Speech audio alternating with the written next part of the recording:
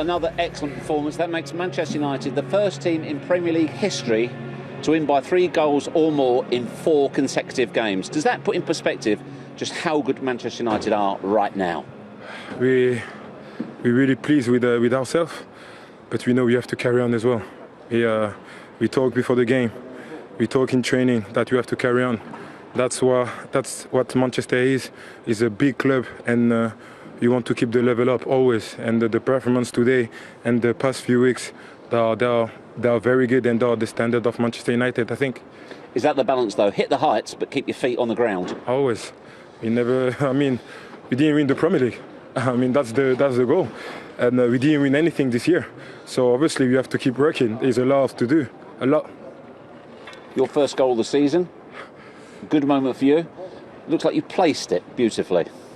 Today was I just had one shot, and I kind of know the goalkeeper, and been trying in training these last games to score a goal. It didn't come, and today he arrived, and I'm really pleased to help the team as much as I can. You're a senior pro by comparison. What is it like to play alongside Mason Greenwood, this teenage sensation? It's very good. Like I said before, I enjoy to see them play in front. I enjoy this kid in training in the game, and I will keep pushing. Good. Like I said before, I enjoy to see them play in front. I enjoy this kid in training in the game, and I will keep pushing him to be at the top. He has so much to do again. He can do even more, and what he's doing right now is just this talent, and he showed that he can play in this team. We touched on it before the game. You gave such a joyous interview the other day, talking about how happy you are and how much you're enjoying yourself. Have your feelings towards staying at the club changed? Are you in a different place mentally? Right now, like I said, I've been injured for a very long time. I focus on myself and get back, help the team as much as I can. And this year we have 2 goals: is to go for the Europa League and the FA Cup. So we focus on that.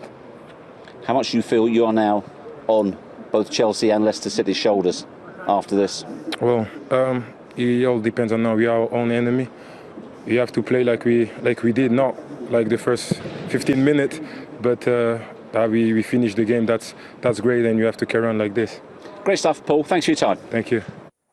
An excellent and convincing victory, but did you get off to a fortunate start with a penalty award? I don't think so. I think it's a penalty. If you try to tackle me, I jump over you and I land on you. I think that's a foul. The boy sticks out his leg. He does a fantastic Zidane pirouette or Maradona, whatever, who you think is worthy of that turn, and he lands on him. And I think it's a penalty. From then on, were you in total control? No, we weren't.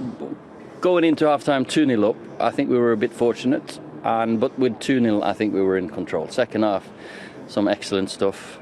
But even on 1-0, I think our defenders would have kept a clean sheet. I think they've took the criticism from last game, and they've performed really well. That's 4 in 3 for Mason Greenwood right now. He's taken the Premiership by storm. How do you manage him and his development? Well, we'll have to wait and see. He's got to look after it. I'm doing my bit to help him, but he's got to do it. He's the one that has to turn in training session. I'm doing my bit to help him, but he's got to do it. He's the one that has to turn in training sessions, performances in training, in the games, live his life properly. So it's all down to him. He can go as far as he wants to. How far can he go? Very. He's an exceptional finisher, and I was surprised he didn't score his first chance today.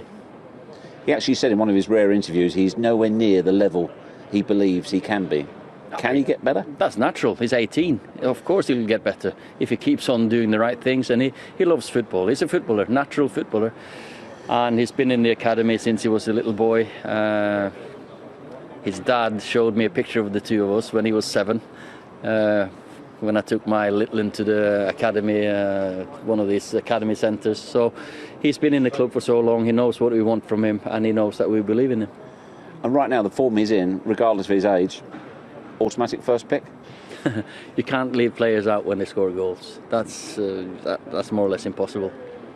Also, I don't know if you're aware, Paul Pogba gave an interview recently which was such unbridled joy, how much he's enjoying himself, enjoying playing this team, seeing what's in front of him as well. As somebody who wants him to remain at the club, how much does that suggest to you that he sees his future at Manchester United? It's, of course, we've still got a contract with Paul, and I've said it so many times, I think he's a fantastic person, fantastic player, one of the best midfielders in the world. I think he's proving that he's getting better and better because he's been out for so long, which is natural. And you can see he's enjoying himself. The team is a different team to the one he left when he went injured. So now it's the focus, the attitude, everything's miles better in that dressing room. How can you keep this charge going? Is it about the momentum for as high as you can get? Just focus on the next job. Absolutely don't believe in all the hype or the criticism. Just do your job. Go home, recover, come to work tomorrow morning, recover again, and then be ready for Monday, because that's going to be a very hard game against the Southampton team that is probably the team that runs the most in the Premier League. And if there's one thing I don't want to see, is my team being outworked. Lastly, I'll give you a stat I think you'll enjoy. You're the first team ever in Premier League history to have won by 3 or more clear goals 4 consecutive games. Never been done before. We should have had won by 5 clear ones in all of them. So I'm surprised by that stat, though. But we should have had so many more goals. But we're keeping clean sheets, which is great. They're doing the job. I'm surprised by that stat, though. But we should have had so many more goals. But we're keeping clean sheets, which is great. They're doing the jobs. I think we could have had a few more the other way today. Thanks, Ollie. Cheers. Some interesting comments to come from Paul Pogba there. He says this is what Manchester United should be doing. The goal should be winning the Premier League. Slowly but surely, Ryan, you're getting this impression that the old Manchester United is slowly coming back. Yeah, it's strut, about the team and getting the likes of Paul Pogba, Fernandes on the ball. And the great teams over the years of United, when them type of players are on the ball, you have options. You have players in running behind, you have the switch, you have players in them little pockets, and that's what you're seeing. You're seeing them little triangles and so many options for the player on the ball. And then you execute the option, and teams are finding it very hard to defend against United because of that reason. The options, the quality, the movement, the penetration, and then, of course, at the end of it, devastating finishing. He's still making his way back from a lengthy spell on the sidelines, of course. So how did he fare for you today? And is your view that his future increasingly looks to be at Old Trafford? Well, I think what people have always asked, nobody's ever questioned his talent, but I think they've on about the consistency. I think what he's doing now, he's playing consistent, and nobody's doubting that he's one of the best midfield players in the world. I think when you talk about sort of like this United team, and me and Ryan are obviously supporters, you're actually excited about watching United. We've seen a lot of probably poor games in the restart, but every time United have played, you look forward to watching them because of people like Pogba and Fernandes, and he's got a maturity about his game since he came back from his injury. And you know what, the climate's changed, the financial climate's changed, and there's not many clubs will be able to afford Paul Pogba now. So ultimately, if he's playing in a team where he's happy, he's got great players around him, he looks like he's having fun, why would you want to go and play anywhere else? That's brilliant pass, you know? Yeah. Are you seeing signs that he's returning to the Paul Pogba that we know in this heyday, not just in the United shirt, but Juve as well? In fact, before you get to that, Ryan, you said earlier, this was one off the training ground, wasn't it? Yeah, I think it was. I think Fernandes has seen that Pogba's free, and Pogba's really just walking away, not even interested. And all of a sudden, he turns, and the ball's there, and then obviously the rest. You see him here. I don't know. I was going to say, is he double bluffing because he's not even looking? But then it's the quick movement that he sees that he is actually on.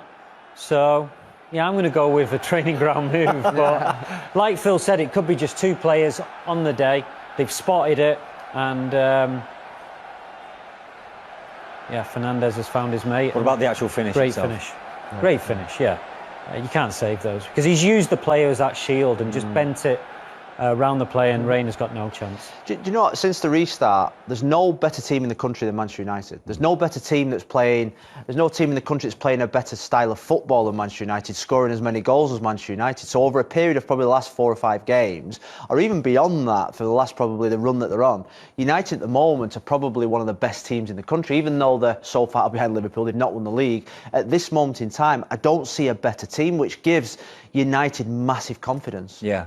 For the future, particularly. For next season. Yeah, of course, for next season. And if everybody talks about Bruno Fernandes lifting Paul Pogba's game, what about those around him, the others in that starting 11? Yeah, every player's playing well and playing every game as well. You know, a settled side.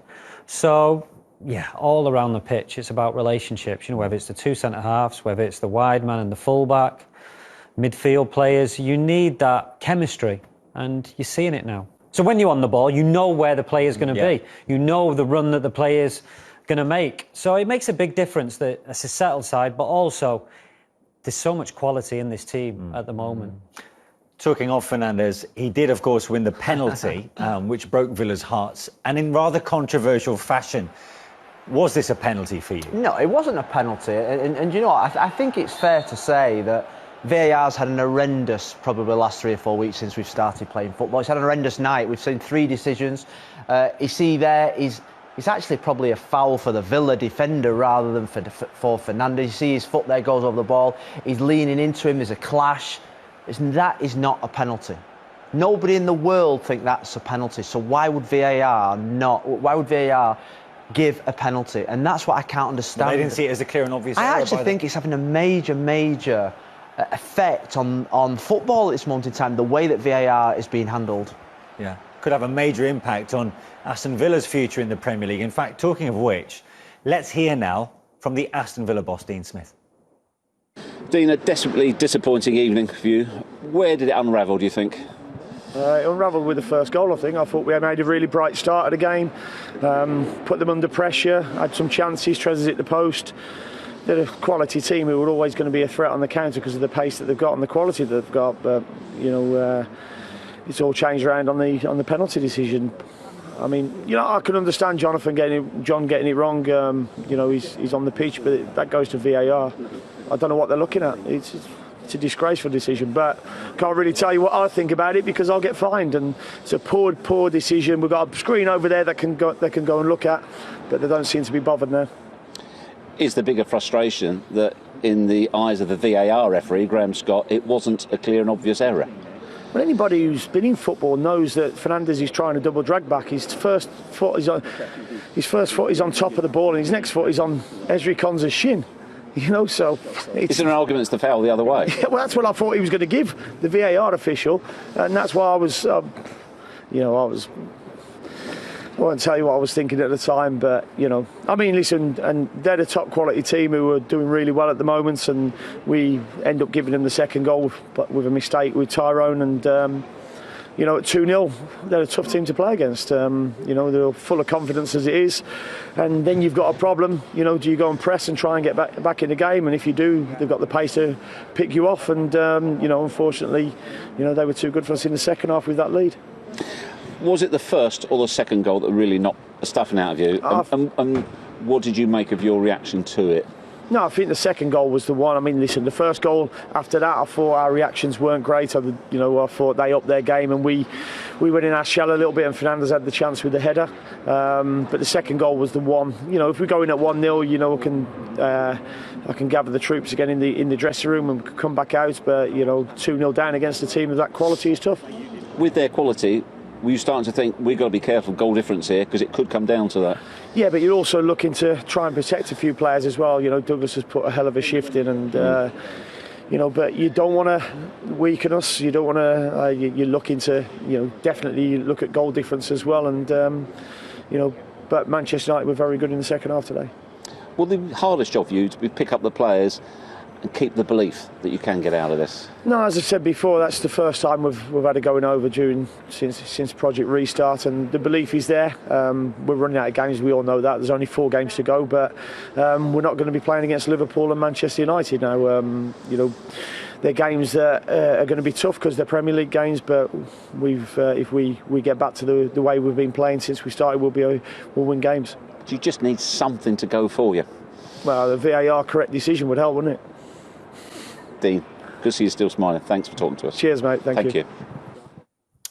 Any sympathy for Dean Smith, Ryan? Yeah, plenty, because he's prepared right for the game. You can see that the way that Villa started in United's face, stopping that flow, not letting them play, and then they get a bad decision against them. So, and then United score on a half-time, which is always a killer. So, I feel sorry for him because his team started really brightly and with a better team. Let's get another Villa perspective. We heard from him before the game itself, former Villa midfielder Nigel Reo-Coker, as you can see, joins us now. Nigel, good to see you once again. So how do you sum up those 90 minutes? It's I'm definitely disappointed for Villa, but I think at times, they just have to take a bit more responsibility.